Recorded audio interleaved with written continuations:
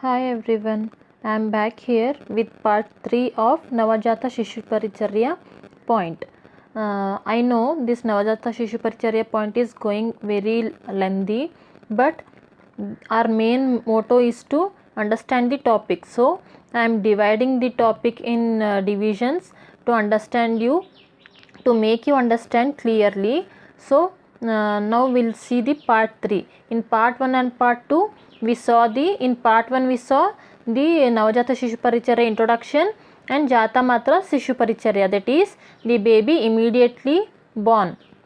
The procedures which are followed for the baby immediately after birth are mentioned under Jata Matra Shishu Paricharya. Those are Prana Pratyagamana, Ulbashodhana, Garbhodaka Vamana, Mukha Vishodhana and Nabhinala Chedana. In part 1 we saw all this, and in part 2 of Navajata Shishu Paricharya we saw the improper cutting of umbilical cord, the precautions or disorders or diseases comes under Nabhinala Chedana, that is the disease caused due to improper cutting of umbilical cord, saw under the Navajata Shishu Paricharya part 2. And in this Navajata Shishu Paricharya part 3 we will see the Sadyojata Shishu Paricharya, that is the baby first 24 hours of birth. So let's start the topic. So what is Sadyojata Shishu Paricharya?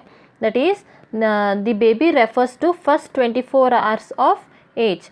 The baby born immediately after birth till 24 hours is known as Sadyojata Shishu. The Sadyojata Shishu Paricharya includes Sadyojata Shishu Paricharya includes the procedures like Taila Parisheka, Snana, Pichudharana, Udaka Kumbhasthapana, Prashana for the first day.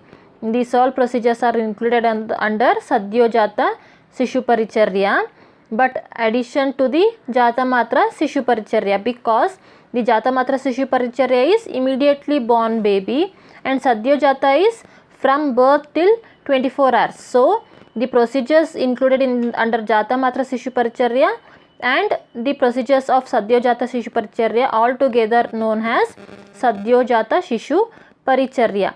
That is all the part 1 points plus these Taila Parisheka, Snana all included under Sadyojata Shishu Paricharya. The first procedure is Taila Parisheka, that is the oil poured on the body or warm oil massage to the body. Abhyanga or Taila Parisheka is the same procedure followed by the oil, that is Taila Parisheka is pouring the oil on the body, nothing but massaging the body. We can consider both Abhyanga or Taila Parisheka here. As we all know, the fetus has to undergo a lot of mechanical adjustment, stress and trauma both in intrauterine and intrapelvic from the time of true labor up to the delivery. So we all know this. So the stress to the baby by this whole event is described in Ayurveda as Prasuti Klesham, which is the Vata predominant condition. For this Vata predominant condition, the most opted procedure which can be adopted here are Abhyanga or Taila Parisheka. Here we can massage the baby whole body by oil, but remember the oil should be warm oil. Warm oil, that is you should heat the oil in indirect form. Indirect heating of oil and using it for Abhyanga gives the good effect. And by this, as the condition is Vata predominant, by Abhyanga of muscles or whole body, baby will feel relief or relaxation of the muscles will form here. So after Abhyanga, if we give steam or Svedana like warm water bath, then baby will feel relaxed and will feel the body light. And this Taila Parisheka or Abhyanga is advised under Sadyojata Shishu Paricharya. Next procedure is Snana. As I mentioned in last point, after Abhyanga, if we give warm water bath, it will relax the muscles, so the baby will feel relief. The indications for bathing or snana is, bathing was commonly practiced since ancient days until recent past days, but nowadays both nowadays modern pediatricians or nowadays as the surrounding or climate is changed, bath is not done immediately after birth due to fear of hypothermia, but cleaning the baby with hot water is good enough to remove the blood so as to reduce the chances of infection from birth particles or some infectious diseases. The chances of hypothermia were prevented by using ushnodaka, that is hot water, during ancient days. This in ancient days the immediate bathing was done, but nowadays it is not practiced due to hypothermia fear. Our ancestors were using kvata of kshiri vriksha or of the fragrant drugs for the bathing of the baby, and the main indications, baby with HIV or HBV infections can be bathed after their vital signs become stable, as nowadays the bathing immediately after birth is contraindicated, but the babies with infections like HIV or HBV can be bathed after the vital signs becomes stable, and the demonstration of bath can be done before discharging from the maternity room. As the mothers will be having fear of bathing the baby, especially for newly moms, for first time moms, the demonstration should be showed by the hospital staff before discharging. The procedure of bathing the baby we can mention here, like the baby should be bathed in warm place, baby should be weighed naked before bath, because after bath or something else the birth weight will be changed, so they will weigh immediately after birth, and the eyelids should be wiped first from medial to lateral with sterile swabs. Next, the ears and skin behind ears should be cleaned. The baby should be held in arms, his scalp washed with soap and wiped dry with the towel, and the perineum and groin should be cleaned next. The trunk and limbs should be cleaned with special attention to axilla and groin. Baby should be lowered into the tub of warm water and washed thoroughly. Baby should be dried by bathing rather than rubbing with the towel, because baby's skin will be very soft and sensitive, and the umbilical cord should be wiped dry and cleaned with the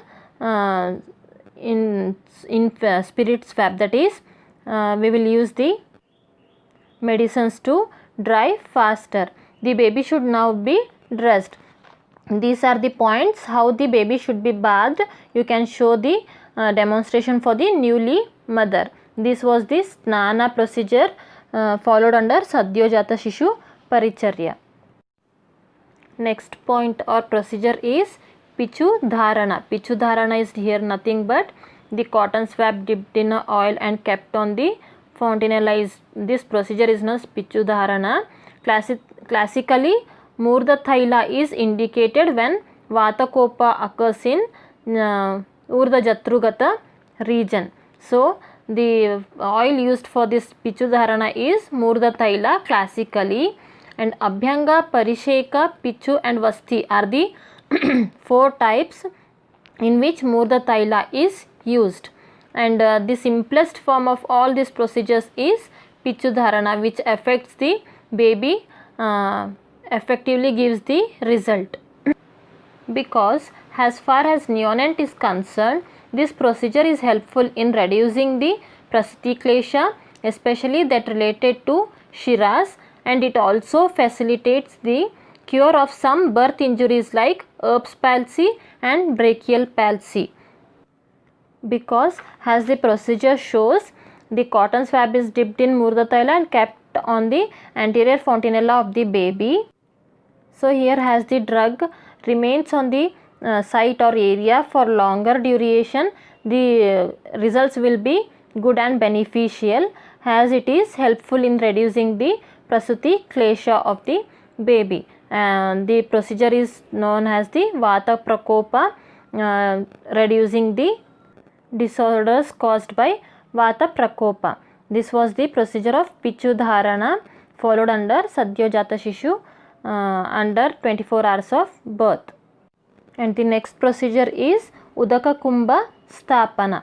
Here the Udaka Kumbha Sthapana is the procedure filling the pot of water and keeping in a Sutika Gara for maintenance of temperature in the room is known as Udaka Kumbha Sthapana. Sutika Gara here is the room mentioned for the newly delivered lady or the new mother who is staying in a single separate room.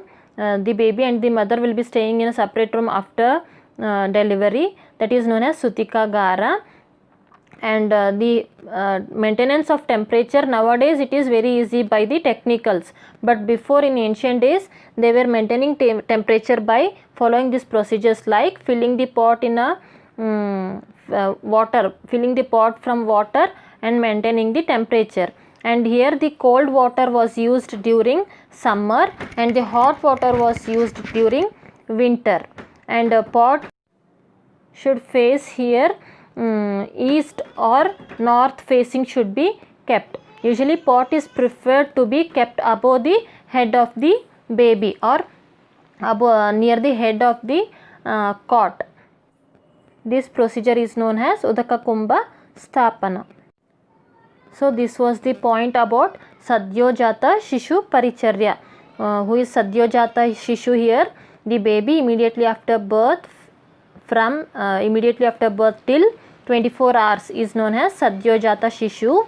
Here the procedures included are the points or procedures which are explained under Jatamatra Shishu and the points under Sadyojata Shishu which are explained or procedures explained both together known as Sadyojata Shishu Paricharya. And in next class we will see the Navajata Shishu Paricharya. Here we left the last point, that is Prashana for the first day, because in Navajata Shishu Paricharya we will start the first point from Prashana. So the first day here and rest all there it will be confusion. So Prashana point we will see all together in Navajata Shishu Paricharya, that is the fourth part of the Navajata Shishu Paricharya point.